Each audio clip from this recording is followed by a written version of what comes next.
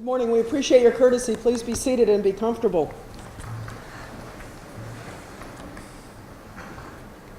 Congratulations, Missouri, on being in the top 10. We look forward to discussing the last remaining question in Unit 1 with you. We'd like to first introduce ourselves, then we want to meet you, and then proceed with the question. Hello, my name is Tandy McConnell. I'm a professor of history at Columbia College in South Carolina. Good morning, Missouri. My name is Elon Bludinger. It's my fourth year as a judge on the Nationals, and I live in Washington, D.C., across the river, and I chair the Board of Trustees for the Washington International School. Welcome. My name is Sue Leeson. I'm a retired justice of the Oregon Supreme Court and now a federal court mediator for the Federal District Court of Oregon. We would like to meet you. My name is Jimmy Myers, and I, like the rest of my colleagues, am a senior at Westminster Christian Academy. In the fall, I will be attending Covenant College. Hi, my name is Molly Anderson, and I'll also be attending Covenant College. Hi, I'm Ashley Seagrave, and I'll be attending Oklahoma State University. Hi, I'm Michael Scott, and I'll be attending the University of Iowa. And at this time, I'd like to introduce our coach, Mr. Ken Besh. Congratulations. Unit 1 question today is the first one. Why was the history of the Roman Republic both an example and a warning to America's founding generation? Why do you think the founders chose a republican or representative government rather than other known forms of government? In Federalist 39, Madison argues that it is essential to such a republican government that it be derived from the great body of the society, not from an inconsiderable proportion or favored class of it. Do you agree or disagree, and why? Please begin. The Roman Republic served as both an example and warning to the founders when forming the American political system. First, the founders used the Roman Republic as an example of the structure of their own government. The Roman Republic was based on a separation of powers and interests. The Senate, consulship, and assembly all held considerable power designed to check and balance each other and provide stability within the republic. These groups represented all different classes of society, from the wealthy to the commoner. And thus, the very meaning of the word republic, a thing of the people, is fulfilled. The founders drew upon this principle, instituting a representative form of government by which the interests of the people were upheld. Second, in sharp contrast, the most prevalent warning to the founders was the devolve of the Roman Republic to a dictatorship. The power granted to consuls, known as imperium, gave them complete power to do what they thought was best for the state. Seeing this, the founders feared excessive executive power, believing that the purpose of history, especially of the Roman Empire, was to prevent tyranny. They attempted to avoid tyranny by instituting a greater balance between the branches of government. This can be seen in the recent retirement of Justice Stevens, as the executive will appoint the next Supreme Court justice, but Senate must ultimately approve of the nominee. This balance of powers is one of the many elements of government the founders retained from the ancient republic. The founders chose to establish a republican government because it combined features from other known forms of government. First, the founders rejected direct democracy because they feared the ignorance of the common man. Their distaste of direct democracy is prominently displayed through the establishment of the Electoral College. Instead of election through popular vote, only the wise, educated state delegates' votes counts towards the office of president.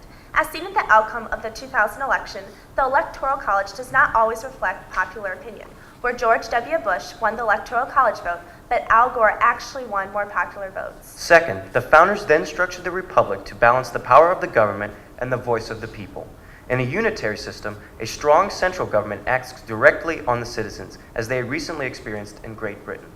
In the American system, evidence of a unitary philosophy can be seen most clearly when government acts on the responsibilities given by the Constitution, such as the responsibility of Congress provided in Article 1, Section 8, to lay and collect taxes uniformly throughout the states. In sharp contrast, a third form of government they looked to was a confederation. The founders first embraced a confederate system in which the states retained ultimate power and delegated this power to the federal government for specific purposes. Influence of a confederation can be seen in government's first institution, as state conventions were required to ratify the Constitution.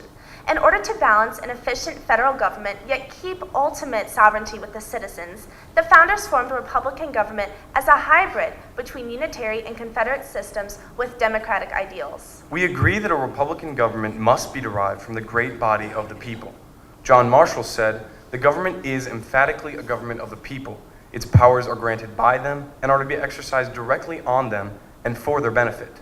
First, republican government is instituted by the consent of the governed, particularly through voting. American citizens vote for local and national representatives who will advocate their interests. Second, in a Republican form of government, these representatives exercise their power on their constituents primarily through passing laws. For example, the Missouri legislature recently passed a law banning texting while driving for people aged 21 and under. Third, it is essential that a Republican government be derived from the great body of people for the benefit of the people. Healthcare is normally an issue left up to the states as one of the police powers laid out by the 10th Amendment. As of now, 20 states plan to sue the government over the healthcare bill because they believe it supersedes their power and authority. We are now ready for your follow-up questions. Thank you very much. Michael, I grinned in response to your comment about the law of texting 21 and under. I'm thinking it's anybody over 21 who is incompetent to text. Yes. That's probably why it's banned in my state across the board. I wasn't laughing at your observation. We'll start with some follow-up now. I want to talk about this notion the Founding Fathers had to prevent tyranny, because as we all know, in a Republican form of government, the rulers are supported by the consent of the governed. They receive their power from the consent of the governed. But if you look at the United States today, you have a congresswoman in Minnesota who specifically told her constituents, don't pay federal taxes if they're levied to pay for this national health care reform. And then you have attorney generals, as I think you mentioned, Ashley, in several states that are suing the federal government for overreaching. You know, in my mind, this sounds like tyranny. How do you think the Founding Fathers would view both of these actions? And there are others that stem from healthcare. They would view these actions as necessary. When we came over to America, we took a stand against the British, and right now we're taking a stand against the government. Our elected officials are taking a stand and voicing their constituents' complaints, and that's key to having a successful, long-standing government. With respects to the first example you gave, no, that should not be followed through on, because in this country we have the rule of law, and paying taxes is part of the law. So we need to follow the law. And in regards to the second example, the states suing the government, there is procedure that we must go through because we have procedural due process in this country and procedural laws. And I think as long as those are followed, it is okay for this to happen. I agree with my colleague Ashley. The First Amendment provides for the power of the people, the right of the people to petition for redress of grievances. And seen through the town hall meetings and also the Tea Party actions that are going on right now, the founders, I think, would have advocated the interests of the people, and also advocated the ways that they're speaking out against the government.